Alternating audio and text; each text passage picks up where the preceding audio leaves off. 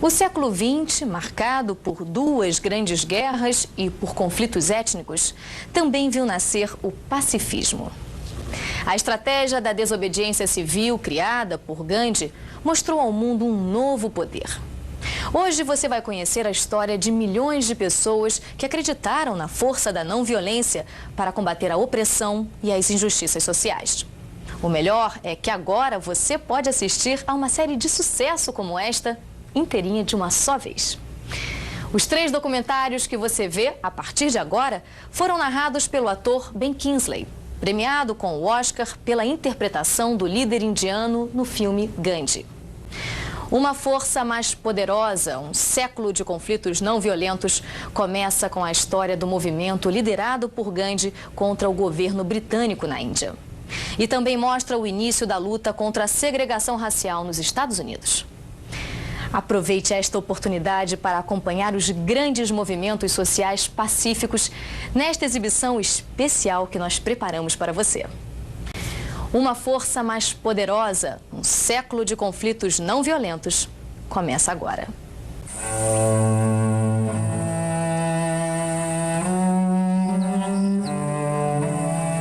Confined within the walls of a South African jail, the young lawyer from India found no reason to complain. Some say that jail is a palace. Others look upon it as a beautiful garden. Some others hold that through the jail gates we shall pass from our present bondage to freedom. The year was 1907. The young lawyer from India was Mahatma Gandhi.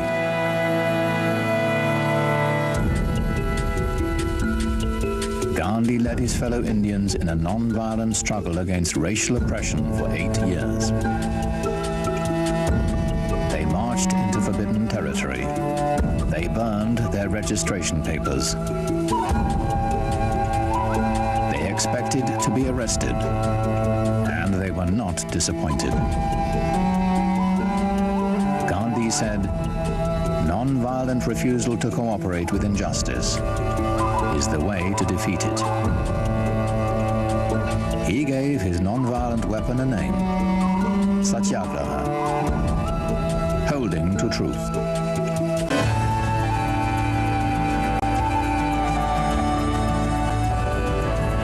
In every decade and on every continent, underdogs have taken up Gandhi's strategies to fight for their rights and freedom. Non-violence means fighting back, but you're fighting back with other weapons. The power that Gandhi discovered changed the 20th century.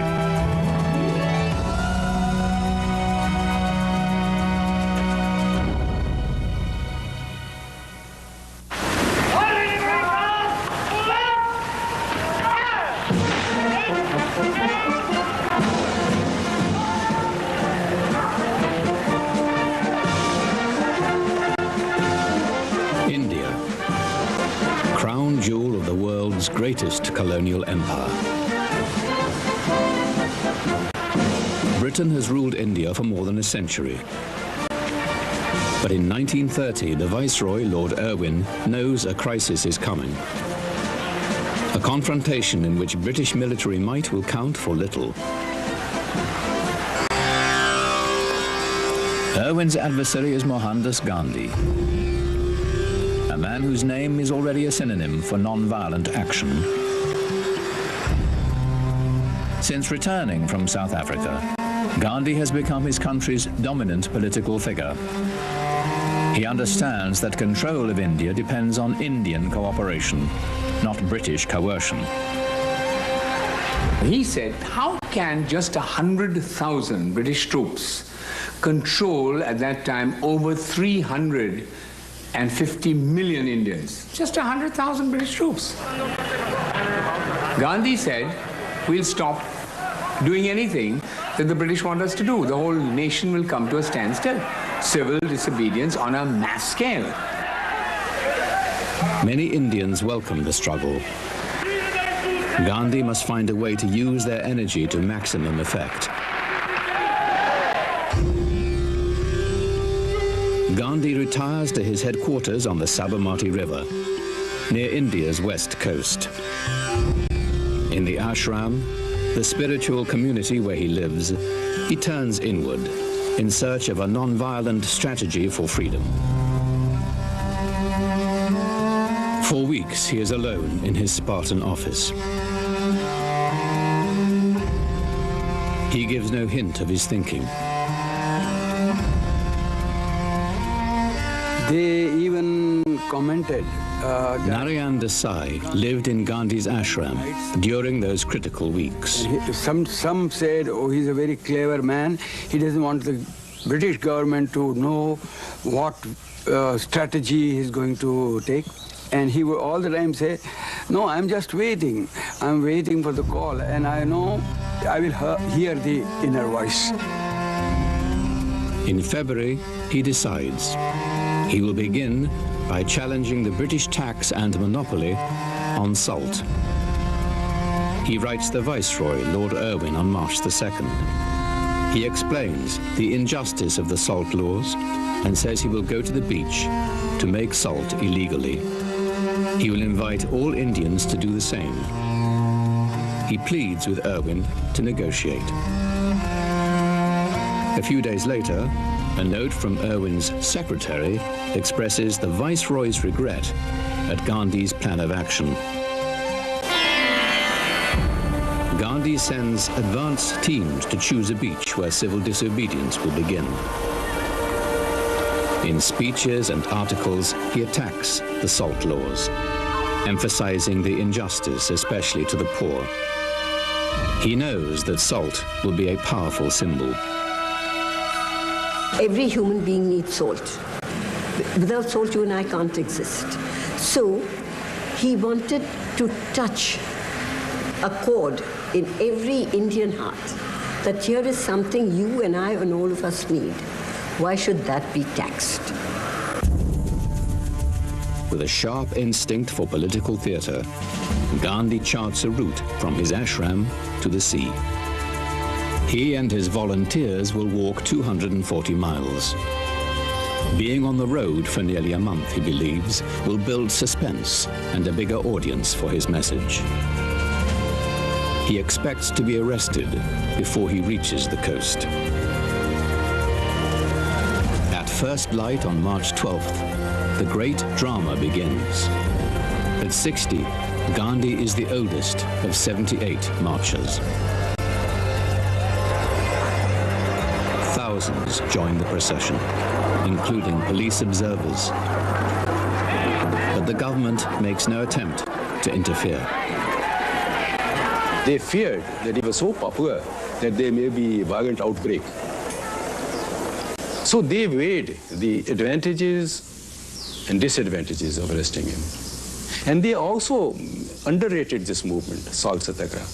They felt it might fizzle out. And Gandhi looked ridiculous that if he goes on marching and he does not commit any breach of the laws, we can't arrest him. What are we arresting him for? Gandhi wants to be arrested, but not too soon.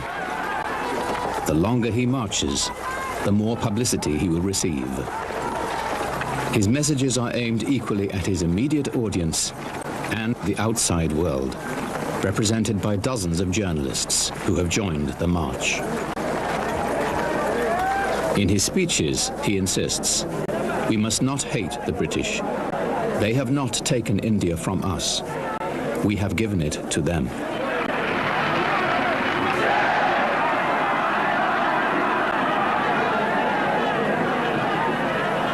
Gandhiji, as I knew him as a schoolboy, was someone you admired, someone you looked up to, someone who was a saint. He was a saint because A, he dressed like a saint, and B, the things he said seemed to be very saintly. On the other side, as I grew up, I began to see a very shrewd student of human history. He was a man who absolutely understood human psychology. He understood the British idea of fair play. He understood that, and he knew how to play on that sentiment. Although the Crown never hesitates to use force, British administrators pride themselves on their enlightened rule and the cooperation they receive from Indian officials. Gandhi intends to remove Indian consent to foreign rule.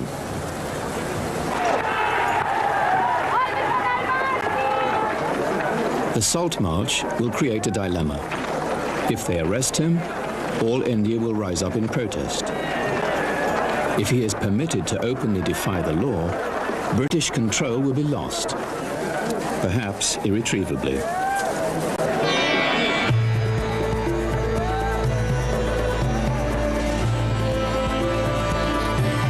In every speech, Gandhi explains the power of non-violent resistance. He asks local leaders to quit their government jobs. When everyone refuses to cooperate, he says, the British will be able to do nothing.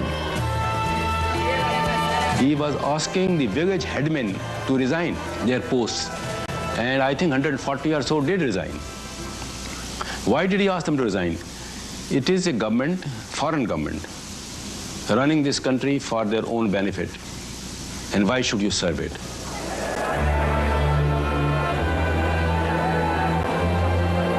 Defying rumors that his health is failing, Gandhi sticks to his schedule. At every rest stop, he asks, how many local officials have quit their government jobs? How many villages are wearing khadi, the handmade cotton cloth that is the informal uniform of his movement? Gandhi tells Indians not to buy imported cloth. He spins cotton for 2 hours every day to dramatize the millions of jobs lost to imported British cloth. Gandhi says, if every Indian will spin at the same time, the song of the spinning wheel will become the song of freedom. He gets by on 4 hours sleep. He must persuade thousands of volunteers to be arrested and go to jail, or his long march will end in failure. And here was a man who understood how to get the maximum exposure for his message. And in a sense, you can say he was one of India's greatest, I hate to use the word, but within quotes, advertising men. And as he marched, long before Martin Luther King's March on Washington, Gandhiji was the originator of this. And as he marched, people began to spread the word. He's on the march. He's going to defy the law. Let's join him. This is a chance to show the British, without having to hit them, to show them that we stand for something. We are not just slaves. And by God, even I, who was only a schoolboy at that time, I tell you, my hair stood on end when I realized he was slowly approaching the goal. And we all knew once he picked up that handful of salt, he would be arrested. On the 24th day, the marchers approached the sea. An American newspaper editorializes, as Britain lost America through tea, it is about to lose India through salt. On the eve of the law-breaking, Gandhi meets on the beach with 12,000 supporters. Hold the salt in your fist, he suggests, and think it is worth 60 million rupees. That's how much the government has been taking from us through the monopoly on salt.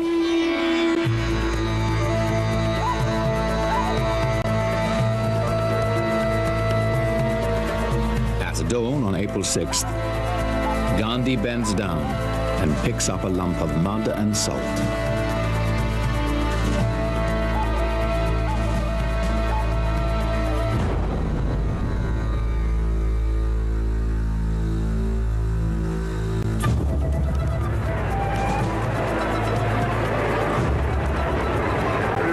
News that Gandhi has broken the salt law electrifies the country.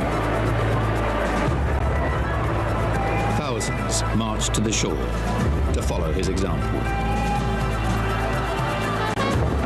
Jawaharlal Nehru India's future Prime Minister, describes the mood.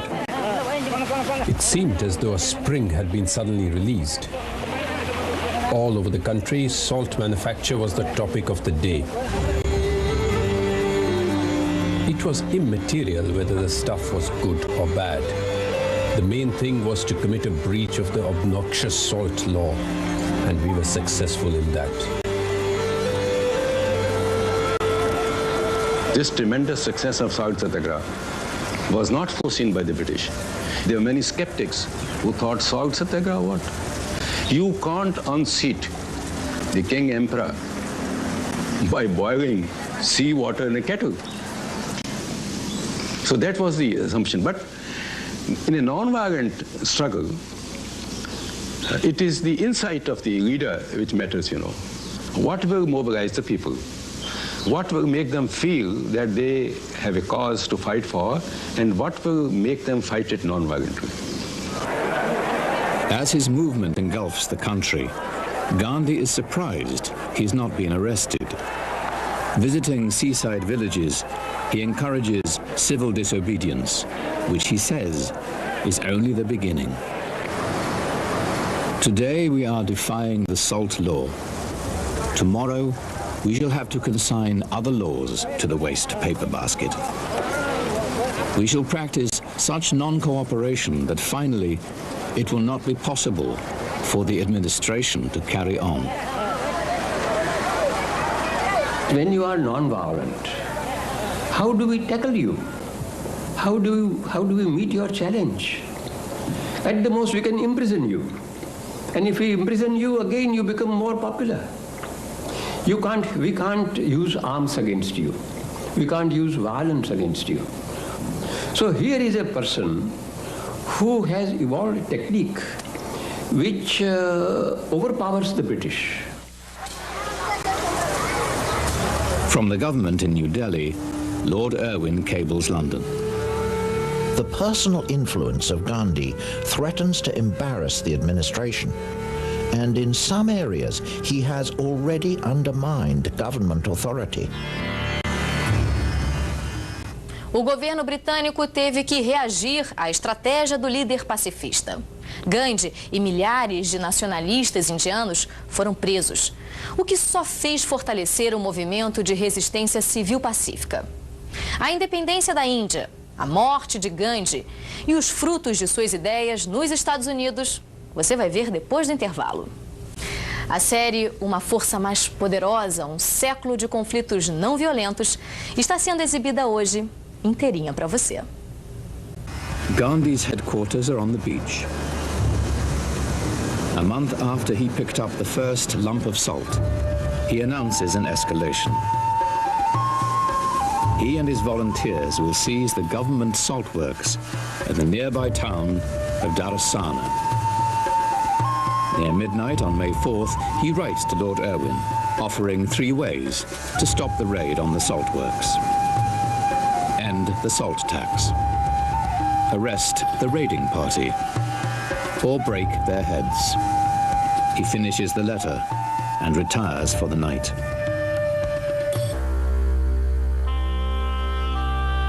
By the next morning, Gandhi is behind bars. He is delighted. The arrest sets off a firestorm. In city after city, normal life comes to a standstill. Lord Irwin announces a strategy of steady pressure. Police are to use minimum force. Irwin issues emergency ordinances. Political meetings are prohibited. The press is censored. The Indian National Congress Working Committee is banned. Irwin's plan to avoid repression fails as the new ordinances provide new opportunities for law-breaking. Thousands are arrested, exactly what Gandhi wants.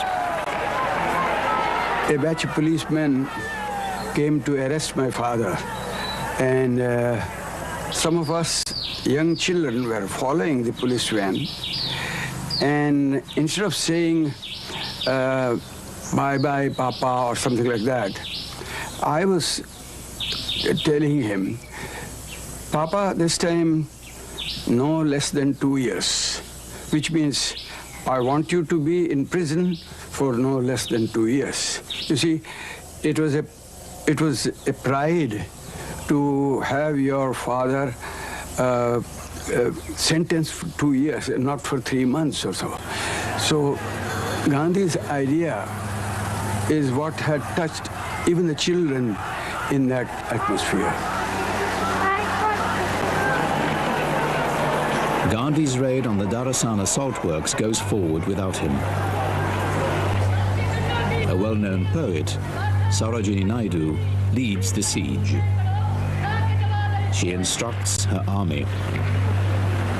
You must not use violence under any circumstances. You will be beaten, but you must not resist. You must not even raise a hand to ward off the blows. After 10 days of skirmishing, 2,500 demonstrators confront the guards head-on.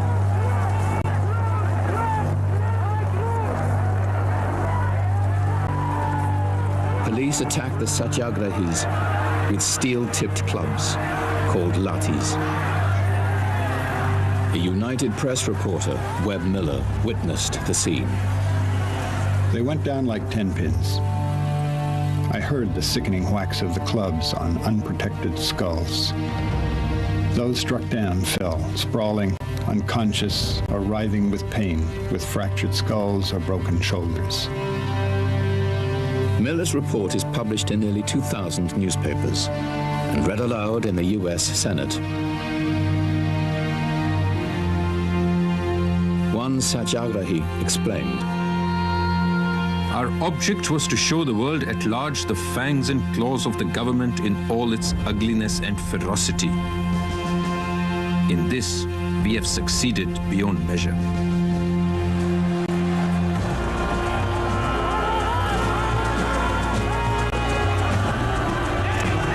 In midsummer, the struggle is undiminished. Even with Gandhi and most nationalist leaders in prison, government has effectively lost control of major cities. Press reports of police brutality damage the British cause almost as much as the resistance campaign. Irwin cables the governor of Bombay. I am sure these lathi charges are exactly what our enemies want. We should be racking our brains for a way to deny them this advantage.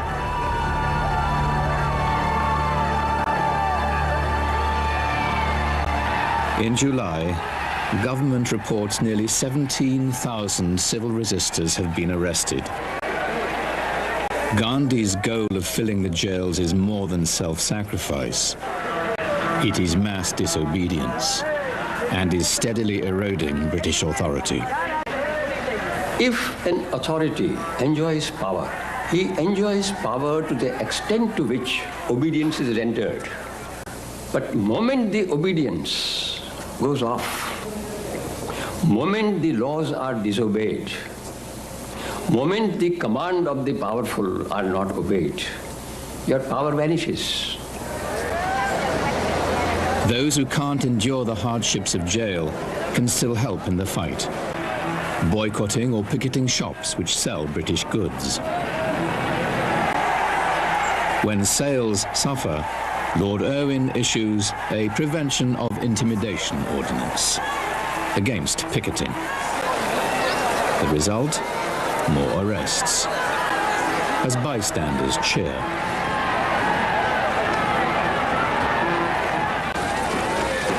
British trade with India drops 25%. And in December, 3 out of 4 foreign cloth shops are closed. By January, the British Prime Minister, Ramsay MacDonald, sees that negotiations are the only way to end the standoff. He orders Gandhi and the other leaders released. The national movement remains strong as Gandhi's release is celebrated. But the commander knows his foot soldiers need a rest. On February the 14th, he informs Lord Irwin that he is ready to negotiate. He insists that salt making and boycotts will continue during the talks. At the Viceroy's palace in New Delhi, Gandhi is the first Indian ever to meet with a British ruler as an equal. Negotiations last 3 weeks. Irwin refuses to give ground on the salt laws and cloth imports, concessions which would alienate his Indian collaborators. Gandhi secures the release of political prisoners and the lifting of repressive ordinances. He calls off civil disobedience. Constitutional issues are pushed back for later talks in London. There were many people who were not satisfied. They thought that perhaps Gandhi compromised and perhaps went out of his way. But Gandhi's argument always was that this movement is not in vain, because it is through such movements that he is training people, that you can't have everything at one stroke. You compromise, you gather your strength, you train yourself, and then take the next step.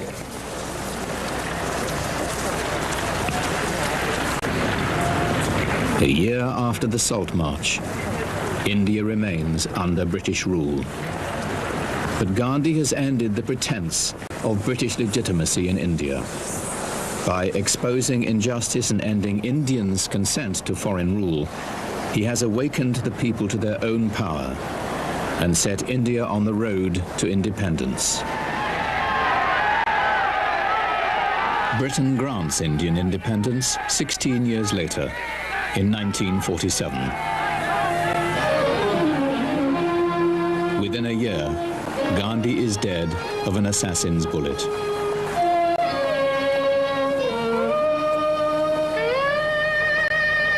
Far beyond his accomplishments in India, his vision and his practice of non-violent conflict have set an example for future generations.